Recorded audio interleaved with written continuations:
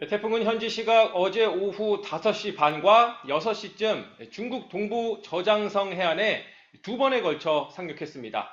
당시 최대 풍속은 42m, 시속 150km 넘는 강풍과 300mm 안팎의 폭우가 쏟아졌습니다. 현지 당국은 최고 등급인 태풍 적색 경보를 내렸고 주민 100만 명을 대피시켰습니다. 경제 수도 상하이에서만 여객기 1,500편 가까이 취소됐고 열차와 여객선 운항도 중단됐습니다. 앞서 태풍은 일본 오키나와와 타이완도 강타했는데요. 타이완에선 6명 부상에 재산 피해 632건이 접수됐고 항구에 쌓아둔 컨테이너들이 쓰러지기도 했습니다. 네, 지난달 27일 적도 부근에서 발생한 태풍 돌핀이 무려 6,000km 넘게 이동했다는 점입니다. 15일 이상 세력을 유지한 것도 보통 태풍 수명의 3배를 웃돈다고 합니다.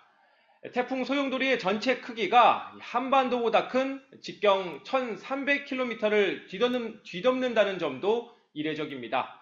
태풍 발달 과정에서 태평양에서 열과 수증기를 꾸준히 공급받으면서 새를 불렸다는 설명인데요. 태풍이 상륙한 저장성은 물론 안후이와 허난 등 주변 지역까지 산사태, 홍수 경보가 내려졌습니다. 또 태풍은 모레까지 한반도에서 가까운 산둥반도와 베이징에도 폭우를 뿌릴 거란 예보입니다. 지금까지 베이징에서 전해드렸습니다. 제13호 태풍 돌핀이 중국 동부에 두 차례 상륙하면서 저장성 푸젠성 상하이 등에 폭우와 강풍을 몰고 왔습니다. 10일 중국 관영 신화통신과 중국 중앙TV 등에 따르면 돌핀은 전날 오후 5시 30분쯤 저장성 타이저우시 해안에 상륙한 데 이어 오후 6시쯤 저장성 러칭시 해안에 다시 상륙했습니다. 첫 상륙 당시 중심부근 최대 풍속은 초속 42m로 강한 위력을 보였습니다. 저장성 현지에서는 강풍으로 나무와 자전거 등이 쓰러지고 주민들이 몸을 가누기 어려울 정도의 강풍이 불었습니다. 태풍 상륙에 앞서 중국 동부 지역에서는 대규모 주민 대피가 이루어졌습니다. 저장성 푸젠성 상하이에서 최소 21만 명이 대피했고 로이터 통신은 태풍 영향권에 있는 지역에서 100만 명 이상이 대피한 것으로 추산했습니다.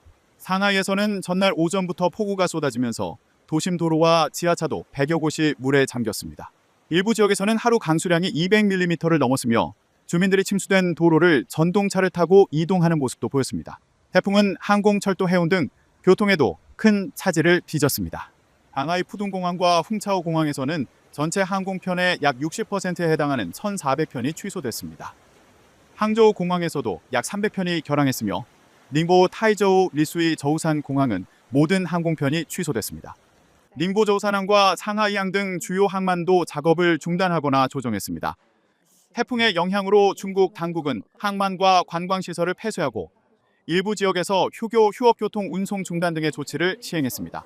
중국 중앙기상대는 오는 12일까지 동부 연안 지역에 집중호우가 내릴 것으로 예상했습니다. 특히 저장성과 안후이성 일부 지역에는 매우 강한 폭우가 예상된다며 산사태와 홍수 등 2차 피해에 대비할 것을 당부했습니다. 서태평양 일대에서 13호, 15호에 이어 16호 태풍까지 잇따라 발생하면서 3개의 태풍이 동시에 북상하고 있습니다. 다만 현재 예상 경로상 세 태풍 모두 한반도에 직접적인 영향을 줄 가능성은 낮은 것으로 전망됩니다. 10일 기상청에 따르면 새로 발생한 16호 태풍 페이로우는 괌 북쪽 해상에서 발생해 주 중반까지 북동쪽으로 이동할 것으로 예상됩니다. 한반도와 반대 방향으로 이동하는 만큼 우리나라에 직접적인 영향을 줄 가능성은 낮습니다. 페이로우가 일반적인 태풍 진로와 달리 동쪽으로 향하는 것은 주변 기압계가 만드는 지항류 때문입니다. 여름철 북서태평양에서는 북태평양 고기압의 위치와 세력, 저기압과 기압골 등이 태풍의 이동 경로를 결정합니다. 현재 한반도 동쪽에는 고기압성 흐름이, 중국 동부와 만주 일대에는 저기압이 자리하면서 새 태풍을 한반도 방향으로 끌어올리는 바람길은 형성되지 않은 것으로 분석됩니다.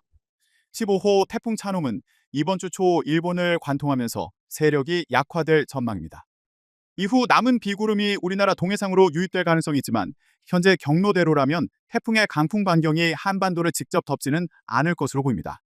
다만 약화한 열대저하부가 동해 접근하면서 주변 기압계와 수증기 흐름을 바꿀 가능성이 있어 간접 영향 여부는 지켜봐야 합니다. 13호 태풍 돌핀은 이날 중국에 상륙한 뒤 11일까지 중국 내륙을 따라 북서진하다 열대 저압부로 약화될 전망입니다. 중국 중앙기상대는 중심 부근 최대 풍속 초속 45m, 중심기압 950헥토파스칼의 강한 세력을 보이는 돌핀의 최고 단계인 적색 경보를 발령했습니다. 중국 당국은 저장성과 상하이 등을 중심으로 50만 명 이상을 대피시키고 여객선과 크루즈 등 수상 활동을 전면 중단했습니다. 9일부터 10일까지 상하이와 항저우 등을 지나는 고속철도 운행도 일부 중단됐으며 쿵차오 공항과 푸둥 공항에서는 항공편 1,300편 이상이 취소됐습니다. 태풍 상황도 살펴보겠습니다. 어제 이제 남부지방에 상당히 강한 바람이 좀 불었는데 이게 중국으로 향했던 태풍의 영향이 있다면서요? 맞습니다. 이 13호 태풍 돌핀은 지금은 중국 상하이 부근에 상륙을 했는데요. 이 직접적인 영향권에 들진 않았지만 그제와 어제 이 태풍이 가까워지면서 간접적인 영향을 받았습니다. 화면 보실까요? 어제 오후 2시 상황인데요. 이 태풍 주변에는 이렇게 바람이 반시계로 불고 이 북동쪽 고기압에서는 시계 방향으로 이렇게 바람이 불어오고 있습니다. 우리나라 남쪽에서는 이렇게 두 기압계 사이에 기압차가 크게 벌어지면서 바람이 이 제주와 남해안 부근에 강해지게 됐었는데요. 어제 신안 가거도에는 초속 26.2m, 제주 사제비에는 초속 25.8m의 바람이 관측됐는데요. 이 시속으로 환산하면 93에서 94km 정도로 이 자동차가 고속도로를 달리는 속도에 가까운 바람입니다. 네, 일단 뭐 중국 쪽으로 가긴 했지만 우리나라에 어느 정도 영향이 있을지도 궁금한데 뭐 비가 오거나 그럴 가능성도 있는 거예요? 네, 이 태풍이 남긴 비구름의 이동 경로는 이 모델마다 조금씩 다르게 보고 있는데요. 화면 다시 보실까요? 우리나라 예보 모델 킴은 이 태풍이 중국 내륙에서 점차 약해져서 이 광복절 연휴쯤 서해를 지나 이렇게 우리나라 쪽으로 들어오는 걸로 보고 있습니다. 유럽과 미국 모델도 이 시점과 경로에는 차이가 있지만 이렇게 약하더라도 우리나라로 비구름이 들어올 가능성을 보고 있습니다. 다만 아직 시간이 많이 남아있는 만큼 구체적인 시점이나 강수량은 조금 더 지켜봐야 할 것 같습니다. 이번 주에 일본을 향할 것으로 보여서 안심을 했었죠. 그 15호 태풍 차놈의 영향도 좀 있나요? 맞습니다. 이 제15호 태풍 차놈은 일단 일본으로 향합니다. 그런데 문제는 그 이후인데요. 현재 예상 경로를 보면 내일 오후부터 모레 사이 일본을 관통한 뒤 동해로 빠져나와서 13일쯤 독도 부근에서 열대저압부로 약화할 전망입니다. 이 동해안과 동쪽 지역은 태풍이 남긴 비구름과 강한 바람의 영향을 받을 가능성이 있는데요. 아직 모레 동해안의 예상 강수량은 5에서 20mm로 많지는 않습니다. 하지만 이 목요일인 글피까지 합치면 비의 양이 더 늘어날 수 있습니다. 이 태풍이 얼마나 가까이 접근하느냐에 따라 이 비의 양이 늘거나 강한 바람과 높은 물결이 나타날 가능성이 있어서 끝까지 지켜봐야 합니다. 네, 태풍도 태풍이고 요즘에 여름에 소나기 내린다 치면 갑자기 엄청 많이 내리잖아요. 이런 현상이 좀 지속될까요? 네, 비도 비지만 네. 바람도 굉장히 강하게 부는데요. 이 토요일 전국 곳곳에서 초속 20m, 그러니까 시속 70km가 넘는 강한 바람이 관측됐었습니다.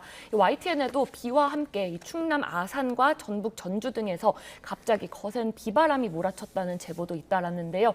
여름철에는 이 낮 동안 지면이 뜨겁게 달궈지면서 대기가 불안정해지고 소나기 구름도 굉장히 강하게 발달하게 됩니다. 이때 이 강한 비와 함께 구름 속 공기도 지상으로 빠르게 쏟아져 내려오는데요.